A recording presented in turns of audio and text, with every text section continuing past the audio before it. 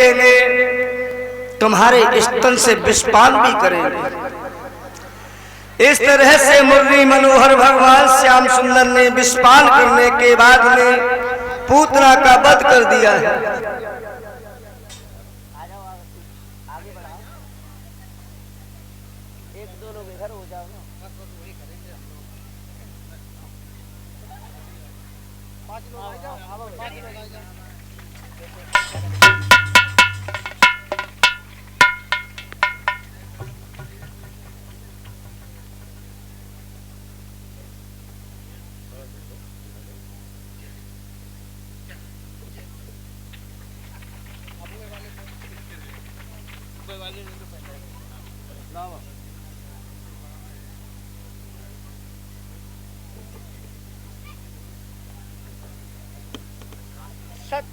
सत्ताईस दिन की आयु में भगवान श्याम सुंदर ने तृणावत का वध किया है। 35 दिन की आयु में भगवान कन्हैया ने तृणावत का वध किया। धीरे धीरे भगवान कन्हैया जब 5 वर्ष के हुए हैं तो भगवान कन्हैया के अंदर चोरी के गुण आने लगे हैं। अब विचार करने के योग्य बात है, जिन व्यास जी ने भागवत में माखन चोरी की कथा लिखी है, वही व्यास जी लिख रहे हैं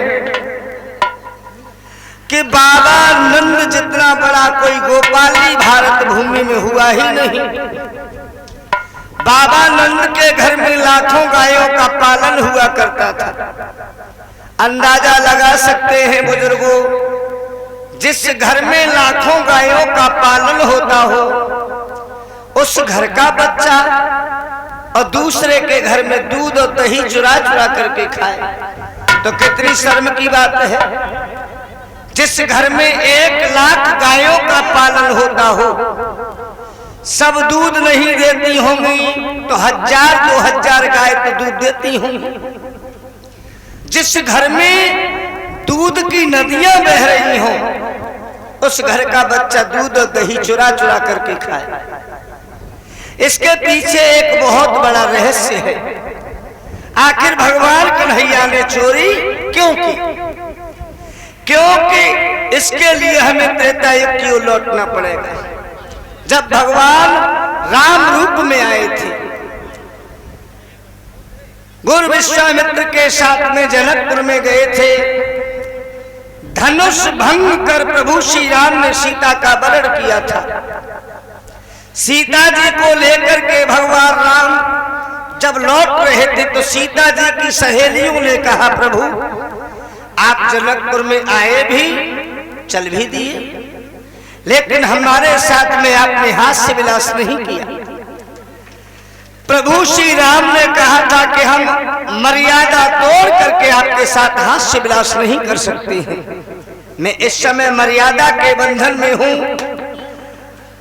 हम जब 16 कलाओं से द्वापर युग में कृष्ण रूप में आएंगे, तब तुम सभी सही सीता जी की सहेलियां ब्रज की गोपियां बनोगे। तब हम तुम्हारे साथ में जी भर के हास्य विलास करेंगे। वही सीता जी की सहेलियां ब्रज में आकर के गोपियां बनी है, वही प्रभु श्री राम द्वापर युग में भगवान कृष्ण रूप में अवतरित हुए हैं। एक तो कारण ये मिलता है, दूसरा कारण एक और है कि जो बच्चे कृष्ण पक्ष में जन्म लेते हैं बुजुर्गों, वो छोटी मोटी चोरी अवश्य करते हैं।